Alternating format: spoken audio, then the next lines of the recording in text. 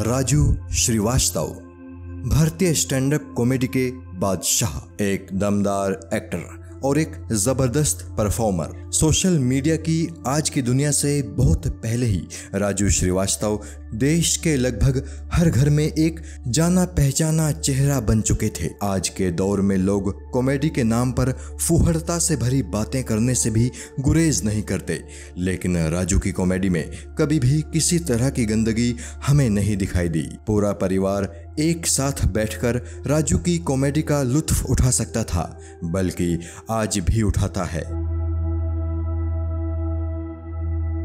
किस्सा टीवी आज आपको राजू श्रीवास्तव के जीवन से जुड़ी कुछ बड़ी ही रोचक और अनसुनी कहानियां बताएगा, और हमें उम्मीद है कि राजू श्रीवास्तव के जीवन से जुड़ी हमारी ये पेशकश आपको जरूर पसंद आएगी। पहली कहानी। राजू श्रीवास्तव का जन्म 25 दिसंबर 1963 को कानपुर में हुआ था। इनका असली नाम था सत्यप्रकाश श्रीवास्तव। इनके पिता का नाम था रमेश चंद्र श्रीवास्तव और वो कानपुर के जाने माने कवि हुआ करते थे। लोग राजू के पिता को बलई काका कहकर पुकारते थे। छोटी उम्र से ही राजू को हंसने हंसाने का बड़ा शौक था।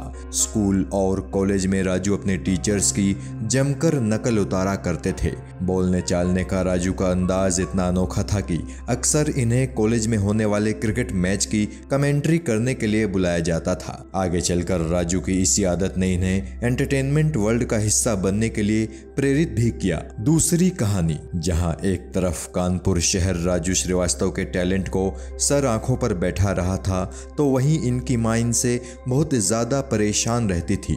दरअसल राजू जब अपने शहर कानपुर में मशहूर हो गए तो लोग अक्सर इन्हें घरों में होने वाली छोटी मोटी पार्टियों में बुलाने लगे। इन पार्टीज में राजू लोगों को हंसाने का काम करते थे, और चूंकि ये पार्टियां रात में हुआ करती थी तो अक्सर ये अपने घर देर से ही पहुंचा करते थे। इससे राजू की मां सरस्वती श्रीवास्तव बहुत नाराज हो जाती थी और इनकी खूब क्लास भी लगाती थी, लेकिन ये हर बार मां को मनाकर कानपुर की पार्टीज अटेंड करने पहुंच ही जाया करते थे। तीसरी कहानी। राजू श्रीवास्तव ने अपने जीवन में पहली फिल्म शोले देखी थी। जिस वक्त राजू ने शोले फिल्म देखी थी उस वक्त उनकी उम्र महज 12 साल ही थी। शोले फिल्म के बाद से ही राजू अमिताभ बच्चन के फैन हो गए थे। शोले खत्म होने के बाद राजू जब थिएटर से बाहर निकले तो इन्होंने अपने घर के लिए अमिताभ का एक पोस्टर खरीदा। राजू ने अपना हेयर स्टाइल भी अमिताभ जैसा ही कर लिया। एक दफा अमिताभ बच्चन के धोखे में राजू पुरानी हीरोइन अमिता की एक फिल्म देखने सिनेमा हॉल में चले गए। पूरी फिल्म में राजू अमिताभ बच्चन का इंतजार करते रहे, और फिर जब उस फिल्म में अमिताभ बच्चन राजू को नजर नहीं आए तो इन्हें बहुत दुख हुआ था। चौथी कहानी। राजू श्रीवास्तव को जब फिल्में देखने का शौक लगा तो ऐसा लगा कि ये स्कूल ना जाकर फिल्में देखने चले जाते थे। किसी दिन इनकी मां को भनक लग गई कि राजू स्कूल गोल करके फिल्में देखने चले जाते हैं। उन्होंने राजू पर नजर रखनी शुरू कर दी। इत्तेफाक से इसी दौरान रामलीला शुरू हो गई और इनकी माता ने इन्हें दोस्तों संग रामलीला देखने जाने की परमिशन दे दी। एक दिन ये रामलीला न जाकर रात का शो देखने एक सिनेमा हॉल पहुंच गए, लेकिन इनके किसी दोस्त ने यह बात इनकी मां तक पहुंचा दी। अगले दिन राजू की मां ने इनसे पूछा कि कल रामलीला में क्या हुआ था। राजू ने डरते डरते कहा कि कल राम सीता विवाह हुआ था। इनकी मां ने इनके गाल पर एक चपत लगाई और कहा कि कल बारिश हुई थी, रामलीला तो कैंसिल हो गई थी। राजू की ये चोरी पकड़े जाने के बाद इनकी बहुत क्लास लगी थी। पांचवी कहानी। राजू श्रीवास्तव ने अपने जीवन का सबसे पहला स्टेज शो कानपुर के पास के एक इलाके में किया था।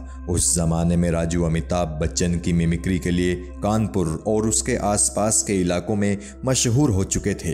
राजू ने उस प्रोग्राम में खूब रंग जमाया। प्रोग्राम खत्म होने के बाद ऑर्गेनाइजर ने राजू की मिमिक्री से खुश होकर इन्हें 50 रुपए इनाम दिए, लेकिन भोले भाले राजू को लगा कि उन्हें ये पैसे रखने के लिए दिए गए हैं। अगले दिन राजू वो 50 रुपए उस ऑर्गेनाइजर को लौटाने पहुंचे। पहले तो वो ऑर्गेनाइजर हैरान रह गया, लेकिन जब उसे सारा माजरा समझ में आया तो वो हंसते हुए बोला कि ये पैसे तुम्हारे ही हैं, तुम्हारे काम का मेहनताना है ये पैसे। इस तरह राजू श्रीवास्तव की पहली कमाई कमाई वो 50 रुपए थी। छठी कहानी, राजू श्रीवास्तव जब फिल्मों में अपनी किस्मत आजमाने कानपुर से मुंबई जा रहे थे तो इनकी मां को इनके किसी दोस्त ने बता दिया कि आज राजू स्टेशन पर है और मुंबई की ट्रेन में बैठने वाला है।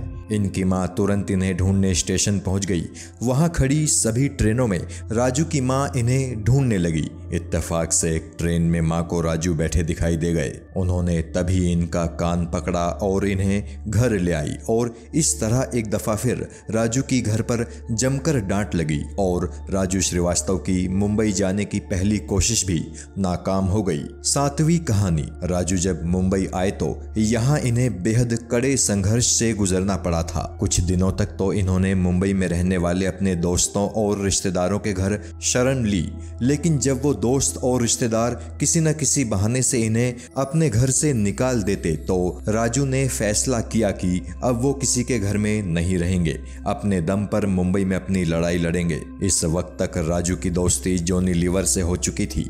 जॉनी लीवर को जब पता चला कि राजू के पास रहने का कोई ठिकाना नहीं है तो उन्होंने राजू को अपने घर में रहने का ऑफर दिया, लेकिन राजू जॉनी के घर रहने कभी नहीं गए। उन्होंने मुंबई की एक झुग्गी में अपना पहला आशियाना बनाया था। घर वाले राजू को खर्च के लिए कुछ पैसे हर महीने भेजा करते थे, लेकिन उन पैसों से राजू का गुजारा मुंबई में नहीं हो पा रहा था। ऐसे में राजू ने ऑटो चलाकर पैसे कमाने का फैसला किया और फिर कई दिनों तक राजू ने मुंबई की सड़कों पर ऑटो रिक्शा चलाया था। आठवीं कहानी, राजू श्रीवास्तव ने 80 के दशक के आखिरी सालों से ही एक्टिंग करना शुरू कर दिया था।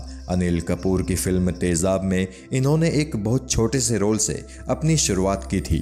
तेजाब के बाद राजू ने मैंने प्यार किया, बाजीगर और कई दूसरी फिल्मों में ऐसे ही छोटे रोल्स किए थे, लेकिन फिल्मों से राजू को कभी भी पहचान और सफलता नहीं मिल सकी। शक्तिमान के कुछ एपिसोड्स में भी राजू नजर आए थे। काफ़ी काम करने के बावजूद भी राजू को वो मुकाम हासिल नहीं हुआ था जिसकी ख्वाहिश लेकर ये कानपुर से मुंबई आए थे। संघर्ष के दिनों में राजू लाइव शोज में स्टैंड अप कॉमेडी करके अपना गुजारा करते थे। एक वक्त वो भी आया जब राजू अपने जोक्स के ऑडियो कैसेट्स बनाकर रिलीज करने लगे। धीरे धीरे राजू की ऑडियो कैसेट्स लोकप्रिय होने लगी। फिर साल 2005 में जब the great Indian laughter challenge नाम का भारत का पहला स्टैंड अप कॉमेडी शो शुरू हुआ तो राजू को इस शो से बहुत लोकप्रियता मिली और आखिरकार राजू को वो सब हासिल हो गया जिसका ख्वाब कोई भी कलाकार देखता है। नवी कहानी, राजू श्रीवास्तव को उनके गजोधर एक्ट के लिए काफी प्रसिद्धि मिली थी। ज्यादातर लोग ये मानते हैं कि गजोधर कोई काल्पनिक किरदार था, लेकिन एक इंटरव्यू में राजू श्रीवास्तव ने खुद बताया था कि गजोधर कोई काल्पनिक किरदार नहीं बल्कि एक आदमी है जो उनके ननिहाल में रहा करता था। बचपन में स्कूल की छुट्टियों में जब राजू श्रीवास्तव नानी के घर जाते थे तो वहीं पर एक नाई हुआ करता था जिससे इनके मामा इनके बाल कटाया करते थे। उस नाई का नाम ही गजोधर था और वो नाई बातचीत के दौरान कई तरह के किस्से सुनाया करता था। बरसों बाद जब Raju Srivastava stand up comedy में उतरे तो उन्होंने उसी गजोधर नाई के ऊपर अपना एक एक्ट लिखा और परफॉर्म किया। बस वहीं से गजोधर मशहूर हो गया। 10वीं कहानी, राजू श्रीवास्तव राजनीति में भी अपनी जगह बनाना चाहते थे और इसकी शुरुआत हो गई थी साल 2014 के लोकसभा इलेक्शन में। समाजवादी पार्टी ने अपने टिकट पर राजू श्रीवास्तव को कानपुर से लोकसभा चुनाव लड़ाने का ऐलान किया था, लेकिन बाद में राजू श्रीवास्तव ने ये कहकर समाजवादी पार्टी का टिकट वापस कर दिया कि स्थानीय समाजवादी नेताओं का सहयोग उन्हें नहीं मिल रहा है। फिर राजू श्रीवास्तव ने बीजेपी ज्वाइन कर ली। बाद में प्रधानमंत्री मोदी ने राजू श्रीवास्तव को स्वच्छ भारत अभियान का ब्रांड एम्बेसडर बनाया था।